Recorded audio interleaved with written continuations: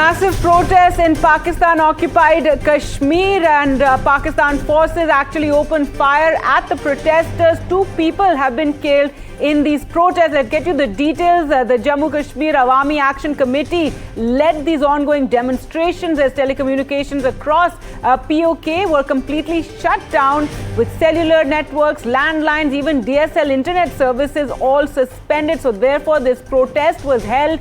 The JKAAC put forward demands that observers described as reasonable and rooted in long-standing grievances. However, the protest leaders argue that Pakistan must not treat them as a colony or an occupied territory. However, after this protest march, there was a firing. It seems the protest turned violent, and 2 people have been killed in these protests. These protests taking place in Pakistan-occupied Kashmir over the suspension of all telecommunications across the region, including cell phone networks, landlines, and internet services were all suspended. And this led to this protest march by the JKAAC, that's the Jammu and Kashmir Awami Action Committee, and there was police firing.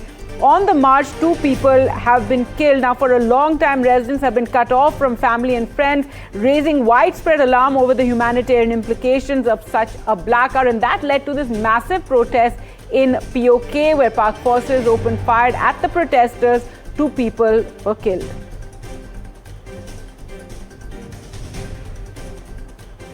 The JKAAC put forward demands that observers described as reasonable. Protest leaders argued that Pakistan must not treat the region as a colony or an occupied territory, insisting on the rights of its people to protest and take part in the decision-making, as well as determining their own political future. So this is the protest march. However, after the massive protest march, there was firing against the protesters, and 2 people were killed in this firing as Pakistani forces opened fire at the protesters. They were protesting over the suspension of telecommunications and the internet as well, the blackout really in the region, and this had raised widespread anger and alarm over the humanitarian implications of such a blackout.